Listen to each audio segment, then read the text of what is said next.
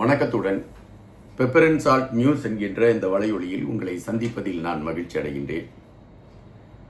வைத்தியர் அர்ஜுனாவை மையப்படுத்தி சில விடயங்கள் பேச வேண்டும் என்பது களம். காரணம், வைத்தியர் அர்ஜுனா இன்றைக்கு ஒரு காணொலியில் பேசியிருந்தார், சென்னை தமிழை பேசியிருந்தார். அதாவது கஸ்மாலம் என்று சில வார்த்தைகளை அவர் உபயோகப்படுத்தியிருந்தார். யாரோ ஒருவன் மீது அவர் விமர்சனம் வைப்பதற்காக இந்த வார்த்தைகளை பயன்படுத்தியிருந்தார். இது சென்னை தமிழாக இருக்கிறதே என்ற எண்ணம் இருந்ததை விட, வைத்தியர் அர்ஜுனாவை மையப்படுத்தி தமிழகத்தில் எழும்பி இருக்கக்கூடிய ஒரு பேச்சுக்களங்கள் என்ன என்பதை குறித்து நாம் பார்க்க வேண்டியதிருக்கிறது.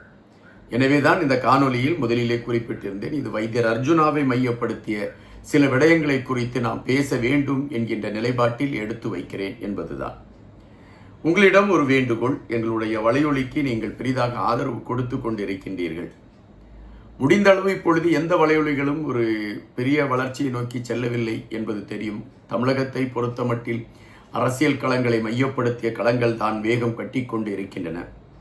இந்த சூழலில் தமிழர் தாயகத்தை மையப்படுத்திய பல செய்திகளை நான் வெளியிட்டுக் கொண்டிருக்கின்றேன். குறிப்பாக தற்பொழுது வைத்தியர் அர்ஜுனா அவர்களை மையப்படுத்தி சில செய்திகளை நான் தொடர்ச்சியாகவே வெளியிட்டுக் கொண்டிருக்கின்றேன். வைத்தியர் அர்ஜுனாவை மையப்படுத்திய களம் இப்பொழுது தமிழகத்தில் எப்படி இருக்கிறது? நான் ஒரு குறிப்பிட்ட அரசியல் கட்சியில் பயணித்துக் கொண்டிருக்கின்றேன். தற்பொழுது அந்த கட்சியில் எனக்கு மாநில அளவில் ஒரு பதவியும் கொடுத்திருக்கிறார்கள். அது எந்த கட்சி, ஏன் என்கின்ற கருத்துக்கள் எல்லாம் இங்கு பதிவிட வேண்டாம். காரணம், இது நாம் வேறொரு கோணத்தில் பயணித்துக் கொண்டிருக்கக்கூடிய தளம். அந்த கட்சியில் நாம் இணைந்து பயணித்துக் கொண்டிருக்கக்கூடிய சூழலில் பல மக்களை சந்திக்கக்கூடிய களத்தை நாம் எடுக்கிறோம். அதுபோலத்தான் கட்சியில் இருக்கக்கூடிய நண்பர்களை சந்திக்கக்கூடிய களங்களை எடுக்கிறோம். அப்படி நண்பர்களை சந்திக்கின்ற பொழுது நம்முடைய கட்சியின் வளர்ச்சியை குறித்தும், கட்சியில் நம்மளுடைய செயல்பாடுகள், நாம் அடுத்த கட்ட நகர்வுகள் எப்படி இருக்கும், நம்மளுடைய மக்களிடம் நமக்கு இருக்கக்கூடிய வரவேற்புகள் என்ன, இவைகளை குறித்தெல்லாம் நாம் ஒரு கலந்தாலோசித்துக் கொண்டிருக்கிறோம். அப்படி கலந்தாலோசித்துக் கொண்டு இருக்கக்கூடிய சூழலில் நண்பர்கள் திடீரென்று அதாவது அரசியல் சார்ந்து நாம் பேசக்கூடிய களங்கள் வரும். அதாவது ஒரு விவாதம் என்று கூட எடுத்துக்கொள்ளலாம். இந்த தொகுதியில் நமக்கு எப்படி இருக்கிறது, இந்த தலைவர் நமக்கு ஆதரவு கொடுப்பாரா, இவர்களெல்லாம் நம்ம எப்படி பேசி இருக்கிறார்கள் என்கின்ற அந்த கருத்து தேடலை நாம் எடுக்க வேண்டியது இருக்கிறது. அப்படி பேசிக்கொண்டு இருக்கக்கூடிய சூழலில் தான் வைத்தியர் அர்ஜுனாவுடைய பெயர் அங்கு வருகிறது. என்ன விஷயமாக வைத்தியர் அர்ஜுனாவுடைய பெயர் வருகிறது என்றால், அதாவது பாட்டு போட்டியில் கலந்து கொண்டு மிகப்பெரிய ஒரு அடையாளத்தை பெற்றிருக்கக்கூடிய கில்மிசா என்கின்ற அந்த சகோதரியை மையப்படுத்தி, இந்த கில்மிசா சகோதரியுடைய அந்த பாட்டு சார்ந்த களங்கள் உண்மையிலே நம்ம எல்லோருடைய மனதையும் கொள்ளையடித்த ஒரு விடயம். எனவே அந்த சகோதரியை பார்க்கின்ற பொழுது நம்ம வீட்டில் இருக்கக்கூடிய ஒரு குழந்தை என்கின்ற எண்ணம் தான் நம் மனதிற்குள் எழும்பும். அப்படித்தான் அவளுடைய அந்த பாடல் வரிகள் நம் மனதை எப்படி கொள்ளையடித்ததோ, அதுபோல அவளுடைய அந்த எளிமையான தோற்றமும் நம் மனதை கொள்ளையடித்தது. எனவே வைத்தியர் அர்ஜுனா, இந்த கில்மிசா அவர்களை குறித்து வைத்தியர் அர்ஜுனா பேசி இருக்கக்கூடிய செய்திகள் பேசக்கூடிய ஒரு களமாக அமைந்தது. அந்த கில்மிசா அவர்கள் ஒரு வாகனத்தை ஓட்டி இருக்கிறார்.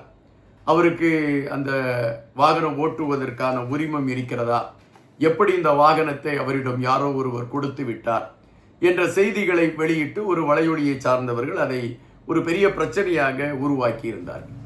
வைத்தியர் அர்ஜுனா அதற்கு நேர் எதிர்மறையாக, நம்ம வீட்டு பிள்ளை ஒரு வளர்ச்சியை நோக்கி செல்கிறது என்றால் அதை கைதட்டி வரவேற்பதை விட்டுவிட்டு அந்த பிள்ளையின் மீது அபாண்டமான ஒரு பழியை சொல்வதற்கு களம் அமைப்பதும், அவள் சட்டத்தின்படி நடந்தாளா இதன்படி நடந்தாளா என்ற கேள்வியை கேட்பதும் ஒரு முட்டாள்தனமான செயல் என்று வைத்தியர் அர்ஜுனா குறிப்பிட்டிருந்தார். இந்த விடயத்தை குறித்து நாங்கள் பேசிக் கொண்டிருக்கக்கூடிய சூழலில்தான் வைத்தியர் அர்ஜுனாவுடைய அந்த ஆளுமையை குறித்த பேச்சுகள் எங்களுடைய கட்சி நண்பர்கள் வட்டாரத்திலே பேசப்பட்டது. அதாவது தமிழகத்திலே பல கட்சிகள் இருக்கின்றன. பல கட்சிகள் மாற்றத்திற்காக நாங்கள் களம் அமைக்கிறோம் என்று சொல்லிக் கொண்டு வந்தால் கூட அவர்கள் மாற்றத்திற்கான களத்தை கையில் எடுத்திருக்கிறார்களா என்றால் இல்லை. இதுவரை தமிழக மக்களை பொறுத்த மட்டில் ஒரு ஆட்சிக்களம் என்கின்ற பொழுது ஆட்சியில் இருக்கக்கூடியவர்கள் வசதியானவர்களாக மாறக்கூடிய ஒரு சூழல் தான் நடந்திருக்கிறது. மக்களுக்கான வாழ்வியலை மையப்படுத்தி இருக்கக்கூடிய நீர்நிலைகள் சூறையாடப்பட்டு விட்டன. கனிம வளங்கள் கொள்ளையடிக்கப்பட்டு கொண்டிருக்கின்றன. பாறைகள், மலைகள் இல்லாத வெறும் நிலமாக மாற்றம் கண்டு கொண்டிருக்கிறது. அதுபோலத்தான் மணல் கொள்ளை தாராளமாக நடைபெற்று கொண்டிருக்கின்றது. ஒருபுறம் போதையின் தள்ளாட்டம், என ஒட்டுமொத்தமாக எந்த ஆட்சி வந்தாலும் ஒரு மாற்றம் என்று சொல்லிக்கொண்டு பழைய கூறுவடி கதவை திறவடி என்கின்ற கணக்கீட்டில் பயணிக்கக்கூடிய ஒரு களம்தான் இருக்கின்றது. இந்த சூழலில் எங்கள் கட்சியின் தலைமை ஒரு மாற்றத்திற்கான களத்தை எடுத்துக்கொண்டு வருகிறேன், இளைஞர்கள் என் பின்னால் திரண்டு நிற்கிறார்கள், இந்த மாற்றம் தமிழகத்தை ஒரு மாற்றத்தை நோக்கி கொண்டு செல்லும் என்ற ஒரு அடிப்படையில் களத்தில் நிற்கிறது. இதற்கு பல இளைஞர் பட்டாலும் ஒட்டுமொத்தமாக ஆதரவில் நிற்கின்றார்கள். தற்பொழுது பொதுமக்களே தங்களுடைய பிரச்சாரத்தை கையில் எடுத்து விட்டார்கள். ஒவ்வொரு கட்சிக்கும் அந்த கட்சியை சார்ந்தவர்கள் பிரச்சாரத்தை எடுப்பார்கள். ஆனால் எங்களுக்கு பொதுமக்களே அந்த பிரச்சாரத்தை கையில் எடுத்து விட்டார்கள். அப்போ அந்த பிரச்சாரத்தை கையில் எடுத்திருக்கக்கூடிய காரணத்தினால் திரும்பும் இடமெல்லாம் அந்த கட்சியும் கட்சியின் வேட்பாளர் யார் என்கின்ற செய்திகள் பேசப்பட்டு கொண்டிருக்கின்றன. எப்பொழுதுமே வளர்ச்சி அடையக்கூடிய ஒரு கட்சி என்கின்ற பொழுது விமர்சனங்கள் வைக்கப்படுவது மிக மிக தாராளம். எங்கள் கட்சியின் மீது தொடர்ச்சியாக ஒரு இழிவான விமர்சனங்களை தொடர்ச்சியாக வைத்துக் கொண்டிருக்கின்றார்கள். அந்த இழிவான விமர்சனங்கள் வைக்கப்பட்ட பொழுது வைத்தியர் அர்ஜுனா வெளியிட்ட ஒரு காணொளி ஒரு உந்தல் சக்தியாக இருந்தது என்று நண்பர்கள் குறிப்பிட்டார்கள். அதாவது ஒரு ஸ்ரீலங்காவில் இருக்கக்கூடிய ஒரு நாடாளுமன்ற உறுப்பினர் இந்த மாற்றத்திற்கான ஒரு அரசியல் களம் வருகின்ற பொழுது அதை ஏற்றுக்கொள்ள வேண்டிய களத்தில் இருக்க வேண்டுமே தவிர அதன் மீது தவறான ஒரு பொய் தகவல்களை எடுத்து வைத்து ஒரு அறிவுக்கு எட்டாத வார்த்தைகளால் விமர்சனம் செய்வது என்பது ஏற்புடையதில்லை என்கின்ற கருத்தை மையப்படுத்தி வைத்தியர் அர்ஜுனா அவர்கள் வைத்த அந்த கருத்துகள் உண்மையிலே நமக்கு உந்து சக்தியாக இருந்தது. அவர் இலங்கையில் நாடாளுமன்ற உறுப்பினராமே என்று இந்த விவாதங்கள் சென்றன. அப்பொழுது நான் குறிப்பிட்டேன், இலங்கை பிரச்சனையை குறித்து நான் என்னுடைய வலையொலியில் பெருவாரியாக பேசிக் கொண்டிருக்கின்றேன். அந்த வலையொலியை நீங்கள் பாருங்கள். அதில் வைத்தியர் அர்ஜுனாவை மையப்படுத்தி பல விடயங்கள் பேசியிருக்கிறேன்.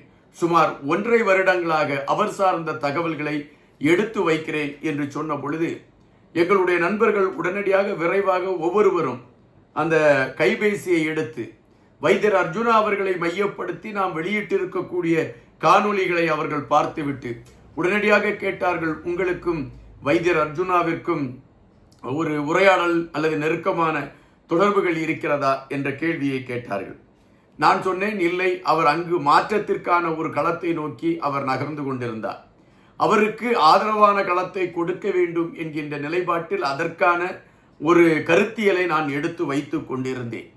எனக்கு வைத்தியர் அர்ஜுனாவுடைய சகோதரர் அவ்வப்போது செய்திகளை கொடுத்தார்.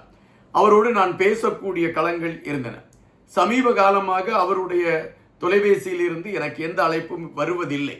ஆனால் வைத்தியர் அர்ஜுனாவுடைய செயல்பாடுகளை நாம் மக்களிடம் கொண்டு செல்ல வேண்டும், ஒரு மாற்றம் நடைபெற்று கொண்டு இருக்கிறது என்பதை மக்களிடம் கொண்டு செல்ல வேண்டும் என்கின்ற நிலைப்பாட்டில் அதை கையில் எடுத்துக்கொண்டு பயணிக்கிறேன் என்று குறிப்பிட்டேன். அவர்களுக்கு மிகப்பெரிய சந்தோஷம். நாம் மாற்றத்திற்கான களத்தை நோக்கி நின்று கொண்டிருக்கின்றோம். இலங்கையில் மாற்றத்தை முன்னிலைப்படுத்தி ஒருவர் நாடாளுமன்ற உறுப்பினராயிருக்கிறார். அவர் நமக்கு ஆதரவு தருகிறார் என்றால் கண்டிப்பாக தமிழகத்தை சார்ந்த மக்களும் நம்மளை ஆதரிப்பார்கள் என்ற நம்பிக்கை என் கட்சியின் அந்த தொண்டர்கள் மத்தியில் எழும்பியிருந்ததை பார்க்கின்ற பொழுது வைத்தியர் அர்ஜுனா நாடு கடந்தும் ஒரு உந்தல் சக்தியாக இருக்கிறார் என்பதை நான் இங்கு பேச வேண்டியதாக இருந்தது. எனவேதான் அது சார்ந்த கருத்துக்களை எடுத்து வைத்தேன். கண்டிப்பாக உங்களுக்கு இந்த கருத்துகள் பிடித்திருந்தால் இந்த வலையொலியை நீங்கள் பகிர்ந்தளியுங்கள், உங்களுடைய கருத்துக்களையும் பதிவிடுங்கள். தொடர்ச்சியாக நாம் பல விடயங்களை குறித்து பேசலாம், அது குறித்து விவாதிக்கலாம், கருத்தில் சார்ந்த கருத்துகளோடு நாம் பேசலாம். நன்றியுடன் இன்பா.